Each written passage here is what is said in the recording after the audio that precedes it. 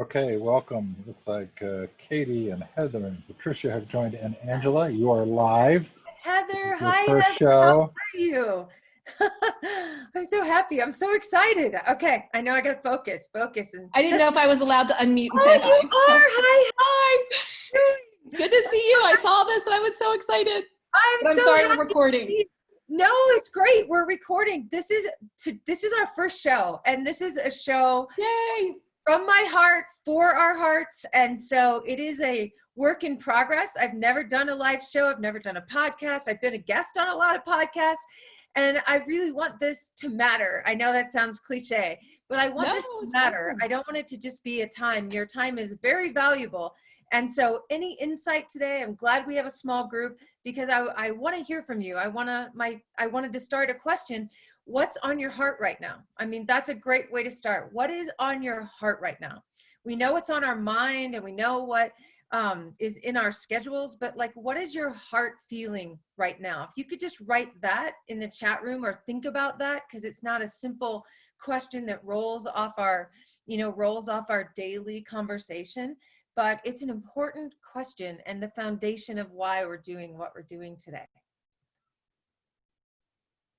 So I'll give you a second to start. And Steve, should I have started? Did you want to say anything? No, you're good. So this is the first. It would be fun. It would be fun maybe to tell the story of how we came up with Teaching by Heart. Absolutely. And because you're the You Matter girl. Yes. And so you can tell that story if you want, but yes. We both really love that. We love this title.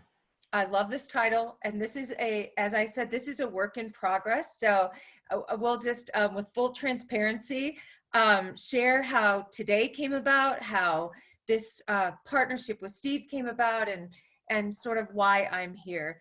My heart has been a part of education for, oh my gosh, this would be my 34th year teaching. Can you believe that? 34 years. I started when I was like 12, but my 34th year in this beautiful, beautiful profession that we get to be a part of.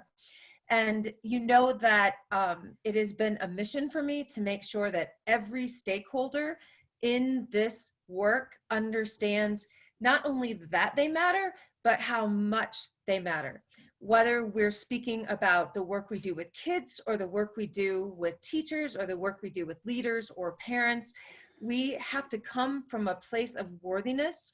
When we enter this community, when we enter this world, we can't teach, we cannot lead, we cannot change lives and change the world, which is our job. That's what we do, change lives and change the world from a place of unworthiness. So we were working really hard for a good portion of the summer, pulling together, sort of in the midst of everything happening with schools. I would say maybe 8 weeks ago, Steve, and we thought, what does our community need most? And like I always do, I asked them, and I got a response from about 2,700, not just educators, but parents, students, administrators, teachers, people that are in our community, around our community. And the number one word that came up in my word bubble was hope. And so we created this beautiful event around hope and healing through the knowledge that we matter. And it was this beautiful event, and we had the day all planned and 12 speakers, and it was all around the message of mattering, with a very exciting call to action.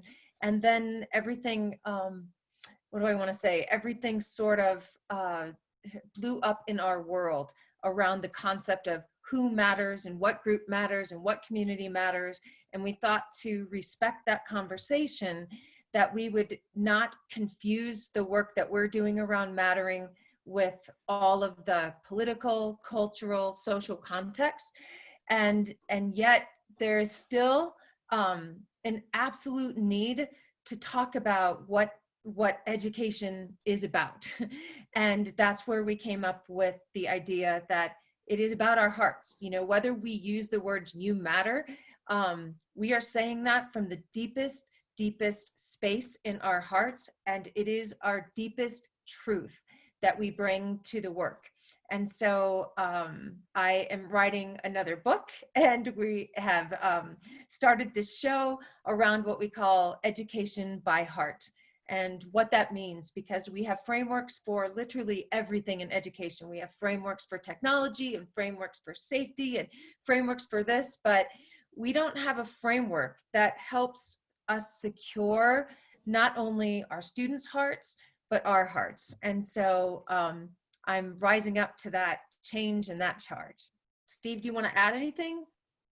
No, I think that's great. And because there's teaching by heart, there's leading by heart, there are all kinds of ways in which you can play with this Parenting by concept. heart.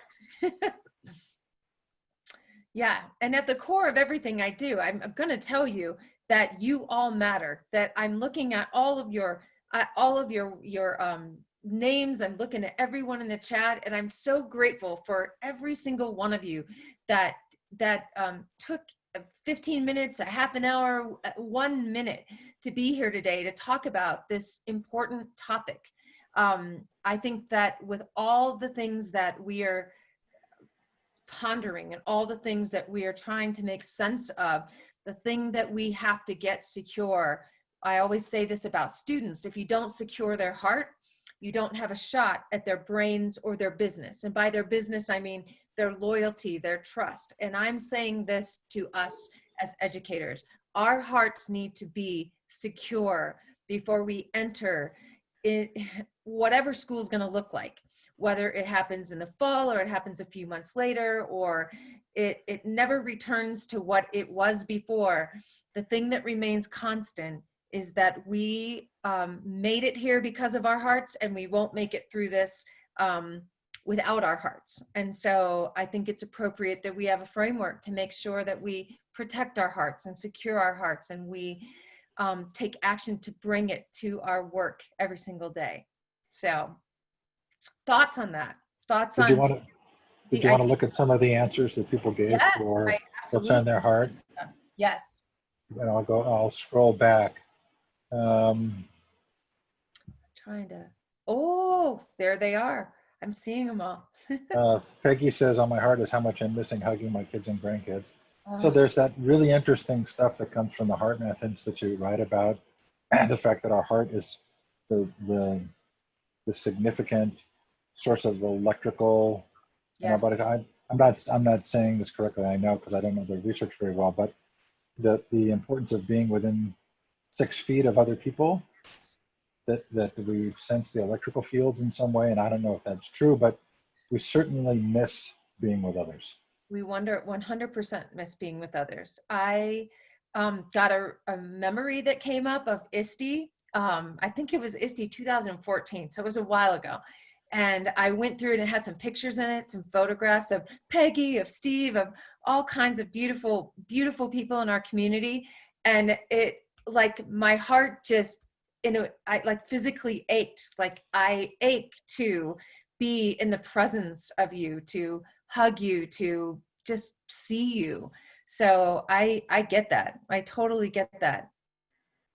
Heather says she's trying to create space and grace for all of the educators and leaders she interacts with. Absolutely. I think both of those things are really, really important. The space is important. And I think, I don't know if Carolyn is the one that talked about this when she was on earlier, or maybe it was, it was Sue that talked about the amount of, in this new space, giving each other a break, giving us space, giving us grace to be new learners, to make sure that it doesn't, like today is about space and grace. Today's show isn't about perfection, or it isn't about a script. It's about just sharing openly our hearts and letting whatever flows from that be the shape of how the rest of the time goes. So I think that's a beautiful, beautiful sentiment and a testament of leading with your heart, Heather. So Patricia's voicing, I think, what a lot of us are feeling. She says, uncertainty and disappointment and the weight of necessity to be better at what we do. Yes, yes, absolutely.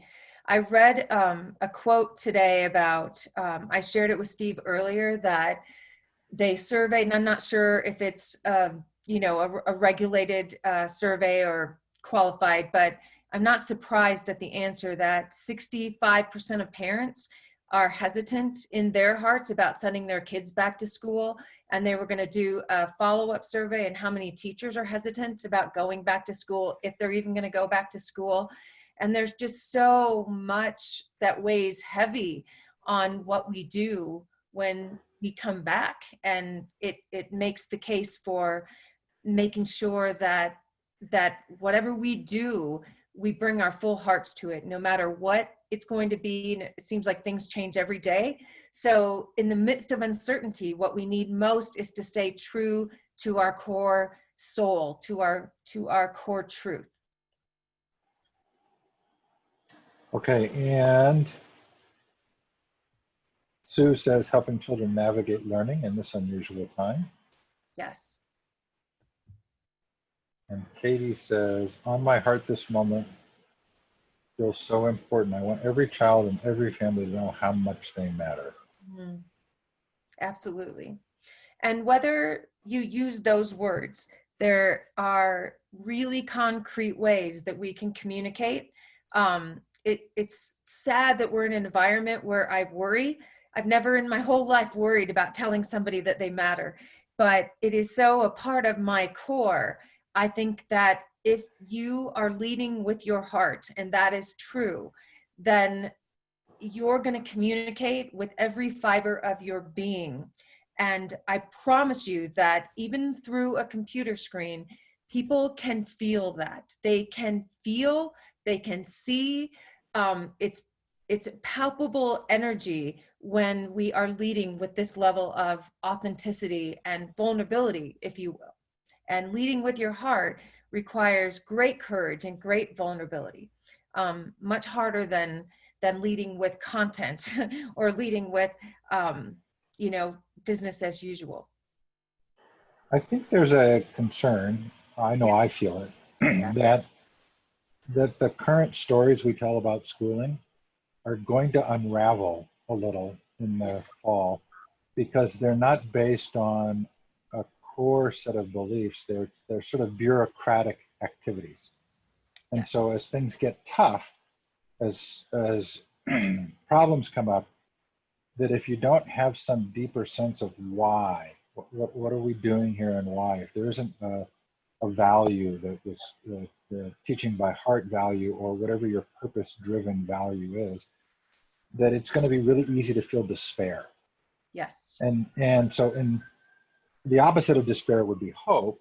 Yes. And you can still feel hope even when things are really dire. Yes. Like they're really dire, because if you really believe, okay, our job here is to touch children in a certain way, to help them feel appreciated and to grow and to learn, that can still happen even in really difficult circumstances. 100%. And the expectation for that to happen is upon us. So for me, why don't I do this? Why don't I just share with you what my working framework for teaching by heart is?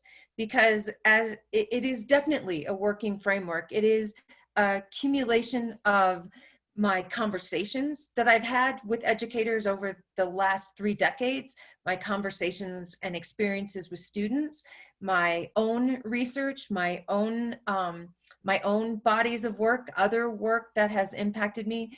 And I would love your feedback on it, because I always, no matter what I'm tackling, whether it was 21st century skills, or it was digital literacy, or it was technology integration, frameworks help me organize things. Frameworks make are blueprints for me to wrap my not only actions around, but to put my attitude around. And that's what the heart framework is. It is not about emotion.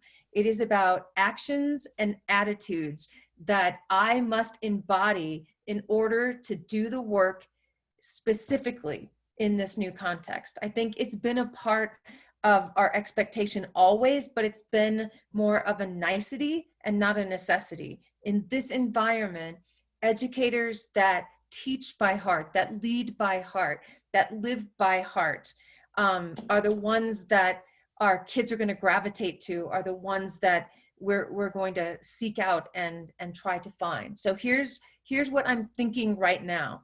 And I would love you to sit on this, to react to it, to give me feedback on it. But when I look at a framework that will not only direct my actions as a teacher and leader, but will also challenge my thinking and the status quo of what school was and push it toward what it can be. I think the H in heart is absolutely what Steve said, is hope. It is hope. Education is a profession of hope, and we are dispensers of it, whether you signed up for that job or not. And this is how I define hope. Hope is belief that tomorrow is going to be better, or believing that tomorrow is going to be better because you make it so. You are a part of making it so. Meaning it isn't just a dream, like this random serendipity that tomorrow will be better. It is through your actions that tomorrow will be better because you are a part of dispensing that hope and being a model of what tomorrow can be because you're leading with your heart. So H is for hope. E was tricky. I went through a lot of different words, but E is energy. When we look at right now, things like confusion, things like despair, things like uncertainty, not only stress us out, but they zap our energy. And I think our most prized possession, not only in our lives, but in what we bring to our students and what we bring to a classroom. Someone once said, if you think about people in your life, and when they enter the room, does the energy of that room, even if it's a virtual room, does the energy of that room increase? Does it light up? Or when someone enters the room, does your energy wane? It's something palpable, it's something physical. And energy is something that we can manage. It's something that we can produce. It's something that we can control by two ways: by advancing actions that build energy within us and around us, or actions that help us avoid things that zap our energy, or put in perspective things that zap our energy. I'll give you one concrete example. I was a news junkie. I get up every morning. The first thing I do is I turn on the news. I flip between stations, trying to be a knowledge able human being that can bring context to what's happening in the world. And one of the actions that I've taken as I've started thinking about this framework in my own life is I looked at my energy level after I watched the news, even at 5 minutes of the news. And I'm not saying that I'm not going to be informed, but I'm making a decision of when to put things that zap my energy, that cause me stress, that give me angst and sometimes despair. And I've repositioned when and how I consume news. Just one small behavior, but it's because I'm hyper aware of the energy that we are as a being and the energy we bring to certain situations, especially when the energy that comes from physical touch, that comes from physically being with one another, may or may not be there when we come to the fall. Being aware of our energy is absolutely critical. So hope, energy, audacity. Steve and I, we didn't say the word this morning, but we talked about this morning. I shared with him the tweet that I got about 65% of parents don't want kids to come, 65% of teachers might not want to come back, and we have to play big. We cannot play small. We have to have the courage and audacity of bringing our big, hairy, audacious goals. BHAG, big, hairy, audacious goals to the table. Even if they seem absolutely crazy, absolutely unattainable, we cannot hold back any idea that we have for improving the story of school, improving the experience of school. We cannot hold that back. We cannot go and think that what we did before is going to do the job. because it absolutely isn't. So now, more than any time in our history, is time to think big, dream big, play big, and act big. And it's terrifying because we are risk averse human beings. We don't like to think about things that we haven't done before or think about things outside of our comfort zone. So I'm telling you right now that teaching by heart means dreaming audaciously, thinking audaciously, and most importantly, acting audaciously. Hope, energy, audaciousness, and then the R I'm messing around with, but the R that I'm really going back to is what are the rituals in our life, in our classroom, in this new version, this better, more hopeful version of school? What are they going to look like? We are habitual human beings, and rituals don't just inform our schedule, they inform our identity. They contribute to our dreams and to our success. So I've been doing a lot of reading over the summer of individuals that I admire, big dreamers, big thinkers, big change makers. And when I read about their life, every single one of them attributes their success to the rituals that they embody. And I started thinking about that. It doesn't matter who you read, whether I'm just recently, I've been listening a lot to Tim Ferriss's podcast, and he wrote the 4-Hour Work Week. So it doesn't matter if your ritual is by the 4-Hour Work Week or a ritual of so-and-so.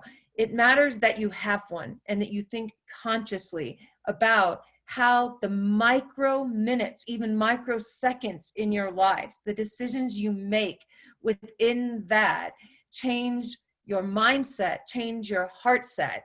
And what are the rituals that we can bring to our work, bring to our students, bring to our classrooms, bring to our community that can help them live and learn more heart-filled? And I have a lot to say about that because I've been turning what I call the best practice of heart-driven, passion-driven work into practice for many, many years. And it comes down to rituals that really are a matter of seconds and minutes and not changes in whole days or whole schedules. And then the last part of heart, hope, energy, audacity, rituals, and the last key is truth.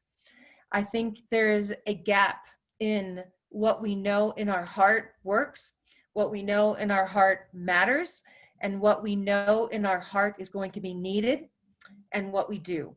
What we know does not align with what we do. And it is time to bring congruency back to the work. I started looking at my collection of thousands of education books. And I look back in books that Steve and I were talking about, John Gatto Taylor, or is it John Taylor Gatto? And those works were decades and decades ago. And they're about, if you look at Piaget and you look at Montessori and you look at Simon Prepord, you look at so many people that have influenced the field of education. And they talk about, they might not use the same language, but they talk about purpose, and they talk about love, and they talk about our souls, and they talk about the things that we know are the core truths about what it means to be an educator and what it means to educate. And we've gotten so far away from that in the current world of education. It is time to align what we know to be true into the actions, so that becomes the truth of education again, the real truth of education. So hope, energy, audacity, rituals, and truth. I wanted you to just take a minute and see, do any of those resonate? Is there any other element that I'm missing that need to be a part of this framework of action and attitude? I'll start us off by piggybacking off your rituals. Yes. Rituals are the basis of culture, right? And so there is a really fun tie there that, you and I've talked a lot about the fact that schools that do well have created a learning culture. Yes. They have a culture, and cultures come from ritualized experiences. Okay, everybody we know that we do this because everybody loves it and it makes a difference. And so I love that tie-in. And I wish we could have two T's, Oh, give because me a T. time Time. time is such a valuable thing to give to someone, right? I mean, it's so, I don't know, I'm so influenced by my experience as a parent, Yes. but I found that when I wanted to spend the least amount of time, or I wanted the shortcut, or I wanted something, Yep. it was actually an indication of my own inadequacy, Mm. because when I felt confident about something, I could take the time and I could do it, and I could do it well, and I could teach because I knew the outcome. Right. But when I was nervous, I Yeah. tried to shortcut the time, and I tried to do things just to get the end result. Could time be a part of rituals, like examining our rituals in instruction, examining our schedules and the behaviors that, because I think that it's a really important T. Time is How did, also associated with energy, because like what you're talking about is a wave in energy, a wave in attention, based on time. I think that's a great T. I'm open. I'm well, no, open. Nothing is I don't, written. so one of the things we've talked about doing is creating a little packet for people to write their own declaration of education, Mm, right? So this idea that it's actually kind of important to sit down and yes. take an agency role in learning. And so this idea that you would actually write your own declaration of education. What do I want to learn as a student? Yeah. How do I want to, what's my family story about education, and what do we want it to be? And so I don't think that we have to have the same definitions. No, I Right? don't I'm either. totally comfortable with you saying truth and for me saying Yeah. time, right? Because for me, time is critical, but that may just be my personality. I want to hear what you guys think. Is there anybody who wants to take the mic or add a letter or push me on a letter? Like, this was actually painstaking in a good way to examine these elements when I start to envision with hopefulness and with intention about what entering this unprecedented school year is going to look like. And not just what it's going to look like, whether it's going to be online or blended or one day a week, but what it's going to feel like for teachers, for parents, for students, and how do we invite them into that with excitement so that they're not dreading it, or they're not so fearful of it that they're not open, or that they will protect their hearts and not bring them to the space. So what are you guys thinking? I'm dying to hear. If you want to, I don't know, Steve, can they use their video if they wanted to? Sure. Oh, they can. So I'm going to challenge you, like, show me your heart, and I can see it through your smile and through your eyes. So please use the video, use the, we want to hear from each other on this. I'm going to So call in.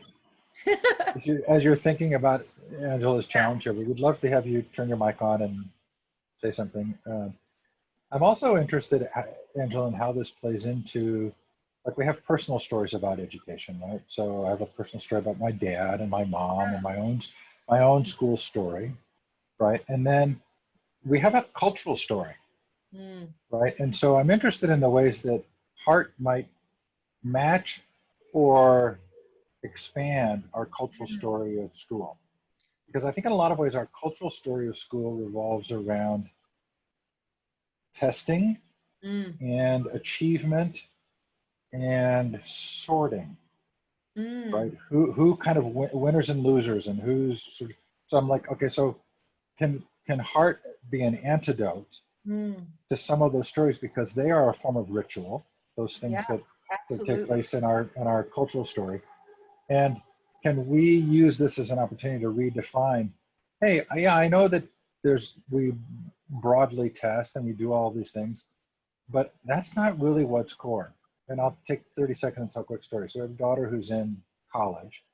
They're doing online learning. Yes. She said, my webcam's not good enough because when I take a test, they have this software that uses the webcam to scan my eye movements to make sure I'm not cheating.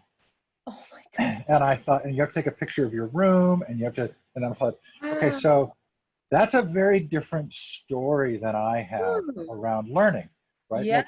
Like my story would be, hey, if you can't figure out a way to assess learning that's helpful to a student other than a test where you have to Right. scan their eye movements, then Wow. you have failed. Yeah. Not the student, you have failed as an institution to Yeah. understand what learning is. So it's like, this is really interesting. It's an interesting moment of what is, I think this goes back to your truth, right? Mhm. It's like, what is really going on? What are we doing? Are we sorting people to get jobs in a system that requires that they accept their place and they swim in their lane? Or are we really trying to help people reach their fuller potential? And so, Tom, thank you for stepping up and using your video. And I want to just say one quick thing before I'll have Tom take the mic. I was in my hometown, which is a town of 641 people. Now it's like a whopping, like maybe 800 or 900 people. I don't think we've topped 1,000 yet. But I went, so funny you said that, Steve, because I went to my elementary school and I sat outside the steps, which was my kindergarten classroom long time ago. And I walked in the playground, and even though the building's slightly different, it actually hasn't changed a whole lot, and sat there and thought about what my truth is. What is my truth as a learner? What is my truth as an educator? How did I feel? Like thinking back to when I was 5 years old, when I couldn't even breathe, I wanted to run to school so fast, how I felt in that room every day, how I felt every single day leaving that building. And that we need to get back to whatever that core is. So Tom, what are you thinking about anything? It doesn't have to be just about the heart framework. So take the mic. Well, my biggest fear is that when we get back, and if we are sort of blended, that our on-campus activities are just going to be assessments, and that's going to hit our kids are going to, I don't know. I don't want to say that they're going to hate schooling more. I mean, like the last thing that I want to do is have our kids.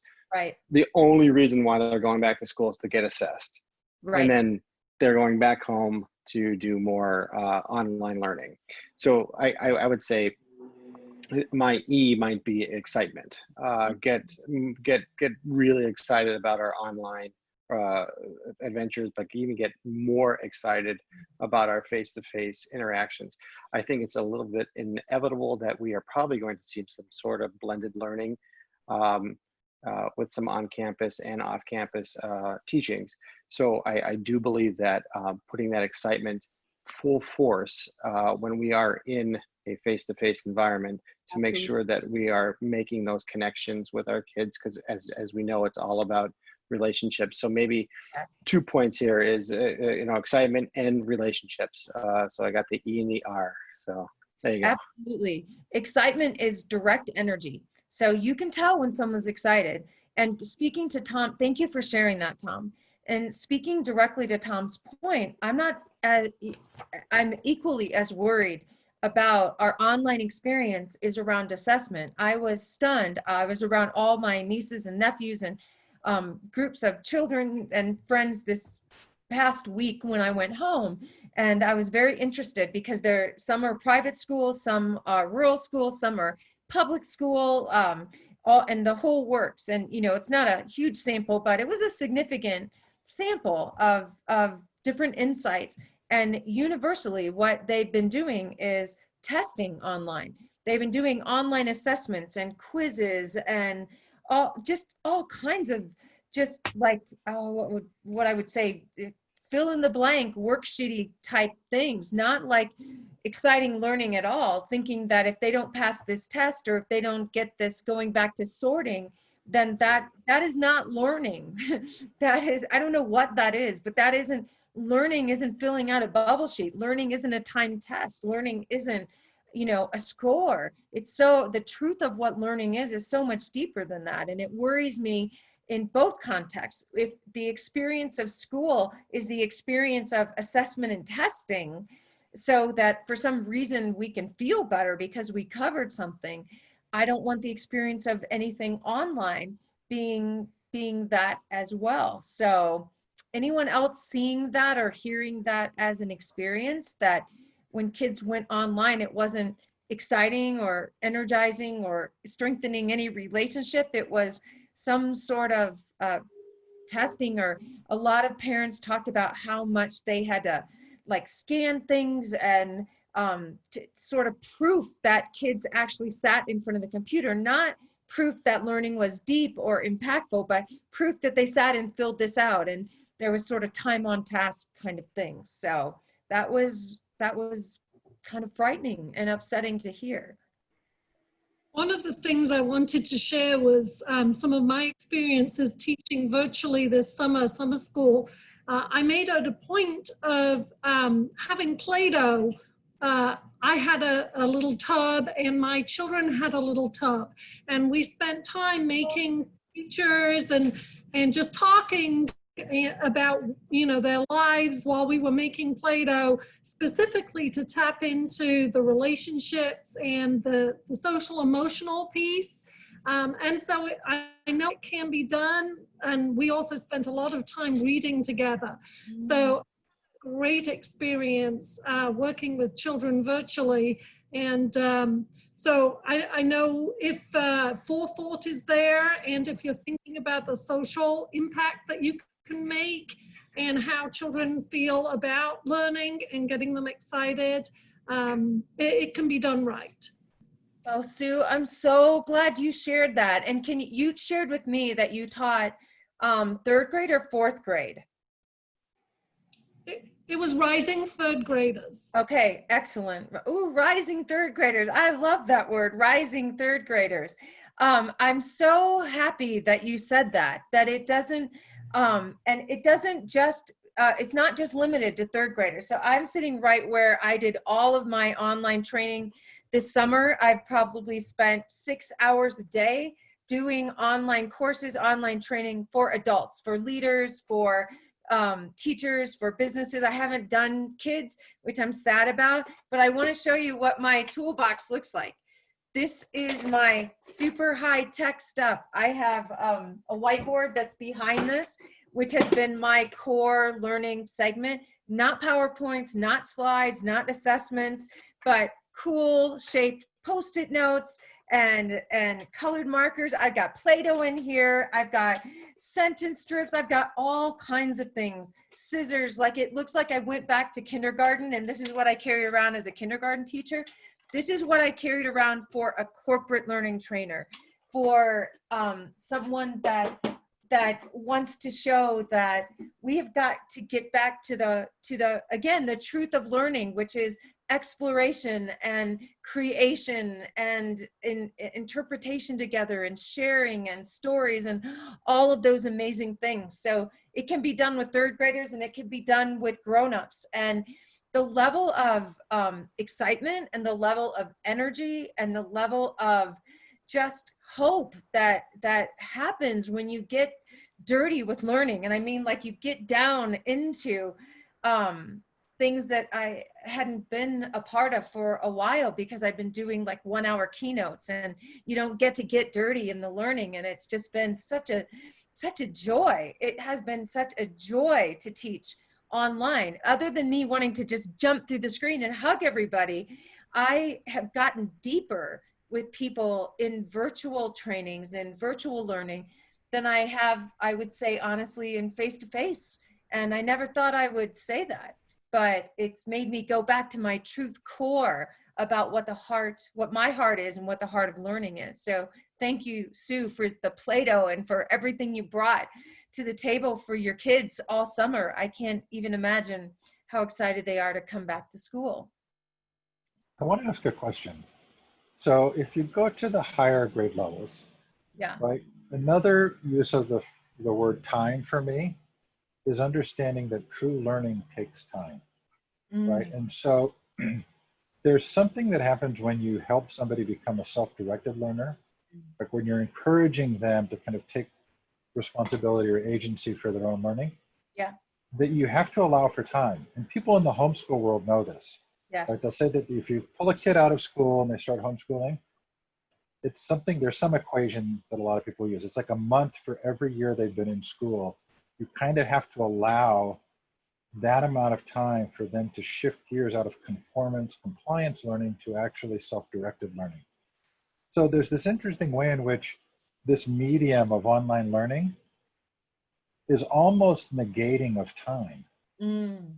There's such an immediacy to it. It's like, okay, so do we also have to remember that sometimes that there doesn't have to be productivity in this meaning, that what you're doing is allowing someone the time to figure something, to read a long novel, Yes. or to figure Yes. something out. I have ideas in my life that I'm convinced have taken me decades to Yes. figure out. Decades. It's like, okay, wow, right? If I tried to rush through that, like, okay, so like one of the things I think about is logical fallacies. Mm. You can memorize the logical fallacies, but it takes years and years Right. of reading and thinking to actually sort of internalize why they're important.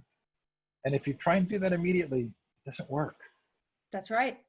This framework, just this book, this show, this new sort of lens that I'm looking at, this body of work has taken decades. It's taken 30 to 34 years of conversation, but it's also in my office. I have reread more books than I have ever read in my whole life. And I'm reading these core works that I hadn't read before. I'm visiting researchers and authors. I'm listening to podcasts. I am embracing what it means to be a learner, what it means to be wrong, what it means to be confused, what it means to be challenged, perplexed, to grapple with things. So I have not made public the HEART framework because I've been grappling for the last 8 weeks on each and every single letter, going through. If you could see my notes, I actually saved my notes of a whole page of H words associated not just with education, but H words associated with passion and dreaming and leadership and rebuilding and all kinds of things before I selected hope. And I'm still unsure that that's the word, that it isn't this thing that just came out of a conversation or out of a year or a week. It's decades of going back and forth, and it's just a synthesis of all of that. But I think that's a huge thing. Is I thought I was a really, really skilled learner, but I've learned how to embrace a learner's mindset, a beginner's mindset. The root word, which is interesting because the root word of love is amore. And if you look at the word amateur, it is based on the love of learning something for the first time. That amateur, being an amateur, not having it all figured out, is something that can reignite your excitement for the topic in the first place. So I agree with you 100%, Steve. Is there anybody else who wants to take the mic and share what's on your heart right now, or what you're thinking, or is this ignited any layer of thought or story that you've experienced over the last several weeks and months? I'm super interested to see if Camilla might take the mic. Oh, Camilla. She posted a comment about higher ed. Oh, Camilla. System. Definitely. If you cannot, yeah. Oh, good. Yes, I could see everybody was encouraging me to take the mic. Yes. I'm up here outside of Toronto. So our things are a little bit different than they are for you folks down in the States, but we're certainly, going through all of the same stuff. Mm-hmm. It looks, I think, in the college sector that there will be very, very little face-to-face. Mm-hmm. We're being pretty cautious, I guess. But yeah, I love your framework with using a word and then using a word and then using the letters. But I was just thinking, maybe the trouble you've been having of trying to narrow it down is that you don't really need to, and you can have heart, different words for many different sort of heart frameworks. And so I was wondering, specifically in my role, I do program review and work with faculty on curriculum. And so I'm not working directly with students, and I'm kind of thinking that your framework is directed mostly to students, or sort of helping the student experience, I guess, as you're teaching by heart. But, you know, how might that be different if, you know, what is teaching by heart to get faculty re-inspired to want to, you know, go on in this crazy situation. The other idea I had was just consistency, like have a framework where all of the words that heart spells out would be something coming from your heart, and maybe there's another framework's maybe the wrong word, but just another adaptation of the word that are sort of the products of that. And Tom had mentioned relationships. And then maybe another one is sort of external factors. So time, it's not something that comes from us, but it's something we have to deal with. So anyway, just those were just kind of some of my thoughts, but this is all really interesting. Thank you very much. Camilla. It's so funny you said that about students, because that was one of the back and forths in the structuring of these thoughts is it actually wasn't intended for students at all. It was intended for a teacher's heart. So you can't teach by heart if you don't know your heart, and what are the ways in which you awaken your heart, and how do you keep these actions and these attitudes sustainable when you go into these new circumstances, so that you are a model for students of how that they can do it. Because all of my other sort of bodies of work, all of my books or my talks are about what teachers can do for kids, or what leaders can do for their community or employees or staff. And so I wanted this one to speak to what is the heart of a teacher, what are the DNA elements of it, a teacher that not only, you know, advances learning, but inspires people to dream bigger and lead bolder than they were. So that's so interesting that you've already made the link to how important these are for kids. And that's true. And I really am wavering, like, how do you write? But I think it's the core of who we are as human beings. Human beings that not only survive, but thrive in unprecedented times. Human beings that have very high expectations without any blueprint, without any roadmap. Like, there's huge expectations on us as individuals and as a system. At the end of the day, kids will be educated. Nobody knows what that looks like, but we're expected to figure it out without any sort of framework around the thing that matters most, our hearts and the hearts of our kids. So I love that it doesn't have to be words. It's just an organizational tool for me, because there's so many factors inside and outside affected with it. But you're pushing me to think differently about the framework itself, not having to have a hard, fast stop at each letter. So thank you for that. I want to riff on that as well, Yes. Camilla, Okay. because so I spent the first 2.5 years of college at a Quaker college, right? And so does anybody know the Quaker philosophy of education? There's sort of a general philosophy that there's a divine spark in everyone. It's almost like namaste, right? The westernized version of namaste is that the divinity in me sees the divinity in you. So Camilla, what if it is just heart? Meaning, if I know we don't talk a lot this way in higher ed, but in my Quaker college experience, it was all based on this idea that there's something uniquely valuable and divine in each student. And so maybe teaching by heart is just recognizing the heart of the other, right? So we see to their heart, right, and see them as valuable. I love that.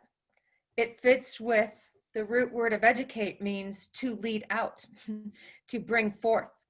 And in order to lead something out, you must believe something exists within. And that belief that there's this divine, I call it genius, whatever you want to call it, that every single person comes to the world worthy, having worth, and that it is our job to lead out those gifts that each of us bring. Oh my gosh, I love that. Like I love that. My hope in this framework and in this book, and I don't know the direction of it, is to turn things that I believe are common sense truths into commonplace and common practice. And that sort of speaks to the truth gap, because no one would riff on us in terms of content. Like everybody's saying, okay, that makes sense. Like that matters. But we have lost our way in education, and we've been traveling on a different path away from these truths for a long time. And now's our time. Thinking audaciously doesn't mean you have to be complicated or it has to be complex. Thinking audaciously means that you put all energy and effort and wiseness into a new truth and make that truth real. And I think that getting back to our core philosophy, our core why, could be the most audacious thing that we do as individuals or as a system. We have strayed. I don't know where it happened, but we have strayed from my little 5-year-old kindergarten learner experience to what learning is now for many 5-year-olds and many bigger than 5-year-olds.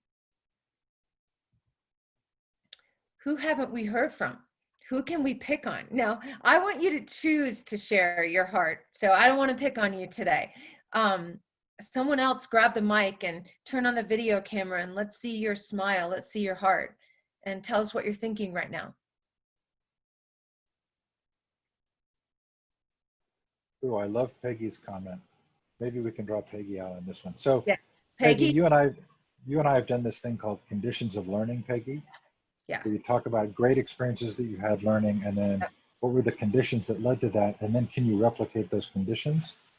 And so there's this phrase that's used in the storytelling world, right, that a story is raw or baked. So a storyteller goes up to the microphone to tell a story. If the story is still raw, then the storyteller is not in control of the emotions, and the emotions control the story, and they don't actually get to communicate fully what they want. But when a story is baked, the storyteller is in control, can bring the emotions in the right place. So one of the things I think that happens is that when we become good at influencing and helping others, we're sort of more baked, right? We have an understanding of how to create conditions that actually help people. And so I think it's really important to say, okay, so I need to be good at this. I need to understand what I can do that actually makes a difference for people. Mm-hmm. So Peggy, you want to take the mic and yes, Peggy, correct me, expound. Oh my, everything you said made me think of something else. As with Angela throughout this time.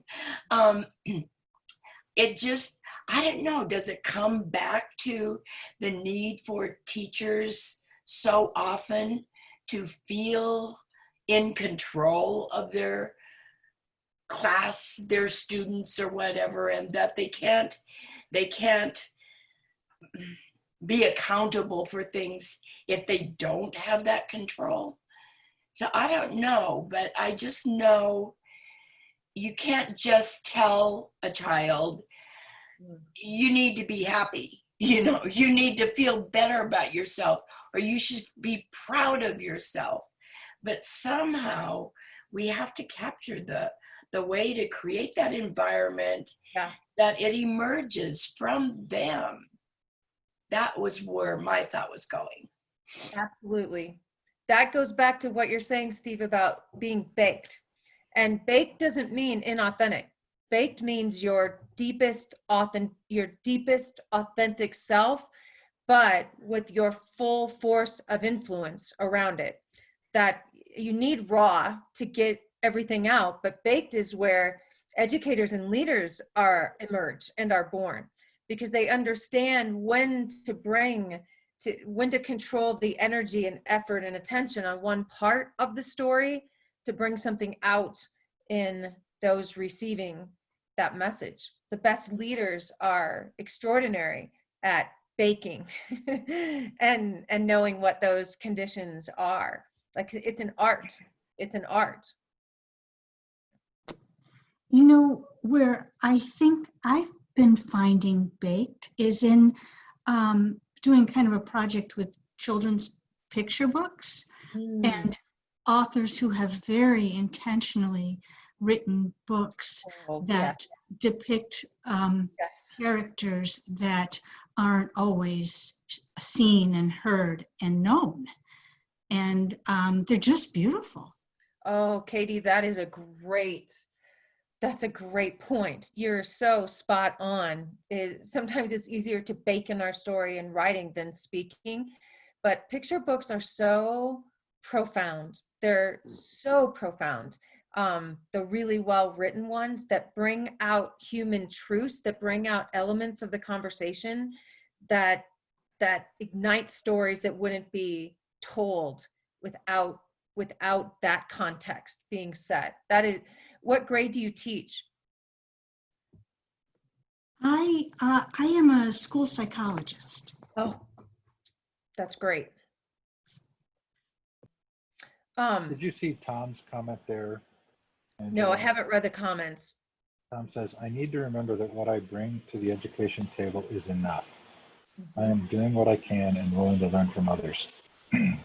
Tom, did you want to comment on that at all? Sure. Just, being from the educational technology side of things, it seems that there seems to be a lot of people just sort of looking at, at solutions on the educational side. That there is always going to be a program or an app or something that is going to solve all of their problems when it comes to teaching. But and then they're always sort of looking towards the educational specialist to help them out with that. But if you're not making that relationship, and my biggest point to this is that we have our lower school teachers, their bread and butter is making that connection with those students. And by going online or doing something that may not be within their wheelhouse, granted, it's a great exploration for them, and it's a great way for them to learn something new. They need to realize that their enough might be just making that initial connection in that relationship with those students. Tom, do you know the Amish test? I do not. So Kevin Kelly called it the Amish test, but I'm sure other people have said it too. He wrote a book called The Technology Once. But basically he said the Amish aren't anti-technology. Right. They just measure every new technology against their core values. Yes. And then they decide which ones to adopt. So part of what I love about your sort of humble thought there is, there are sometimes when it's really important to say, what is it we're really trying to accomplish here? And how do you really help people? And sometimes, I mean, how many of us have heard, this is going to revolutionize education? Well, I'm sorry. No, there's enough history here to know that's really rare. Yeah, I mean, I'm still waiting for the iPad to do its magical work. But that goes back, all of this goes back to what our lead role is. As educators, we have a lead role, and that role is to bring our whole heart to the work. And that is not only enough, it is what is needed more than anything. If I look back as me, as this 53-year-old woman sitting on the steps and remembering what it felt like when I was 5 of my school over the weekend, and Mrs. Federer, my kindergarten teacher, I could still hear her laugh. I was looking through the window without like getting arrested. I'm looking through the window and I was like, I wonder if she still has those red blocks. I wonder if they're still, and the room looked so not kindergarten. And I kept thinking every single day there was joy in learning there. And it wasn't just about kindergarten. It's in classrooms that have your heart. There's joy in that. So it isn't just enough that we bring our hearts. It's everything that we bring our hearts. It's what we remember 53 years later. What am I remembering? I'm remembering smiling and laughing and how I felt in that classroom in her presence. We've all had teachers like that. We cannot underestimate the power of our heart, the presence of our heart, the necessity of our heart. Whatever letters, whether we use letters, whether we don't use letters, it isn't a nicety. And that's when conditions were perfect, are perfect. Conditions are at best unpredictable and most likely less than perfect when we go back. So making sure that we commit to what our heart needs and what our lead role is, that's what I hope for when the fall comes, when school comes back. We get to reinvent school through this lens. I don't care what letters are around it. If we can reinvent school through this conversation, that's a school I want to run to every single day for the next 53 years.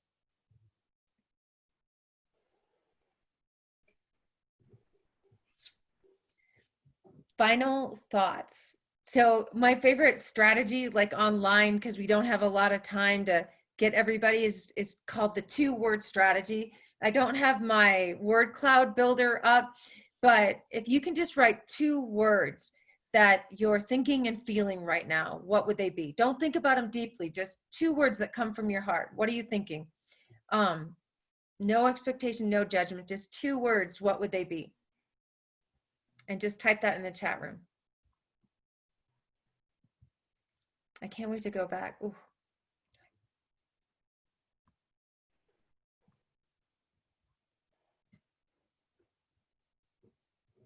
I'll give you a minute to do that.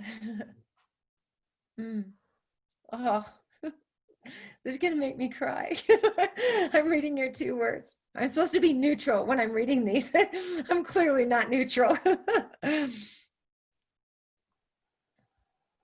So I'll just start sharing and just let these words resonate with you. Hope and joy, uncertainty, excitement, challenged, motivated, hope, healing, health, healing, blessed, energized, careful, impactful, touched, inspired, caring, impactful. Steve, did you put your 2 words in? I did. I was challenged and motivated. Well, my 2 words, and I'm not going to even couch them because they come from my heart, are you matter. You are enough. You are exactly what is needed, not only for your kids, for your classroom, but for the world. This is our time to show the world what education is, what it can be, and rethink a different baked story about what it means to go back to school. I am hopeful and I am grateful for this hour, for this time, for this conversation. I just can't wait. I just hate that I can't hug you. I just really do hate that. Steve, do you have any closing thoughts? No, but we would love to hear from you for Angela and upcoming shows. What are things you want to talk about? Yes. Are there guests that you would like to have Yes. Angela talk to? Please feel free to communicate directly with her or with me, and I'll pass them along.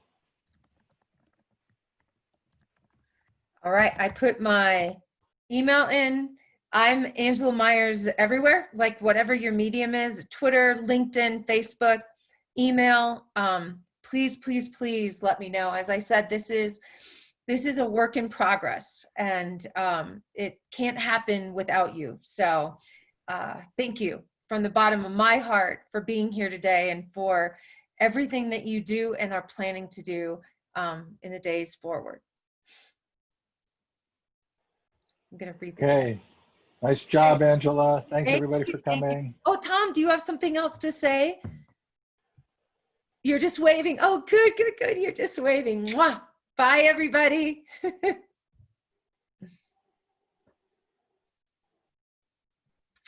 Steve, is there any way to save the chat? Yes, I get the Okay. copy of the All chat right. when I get the 'Cause I recording. want to make sure I read it. I'm going to turn the recording off. Okay.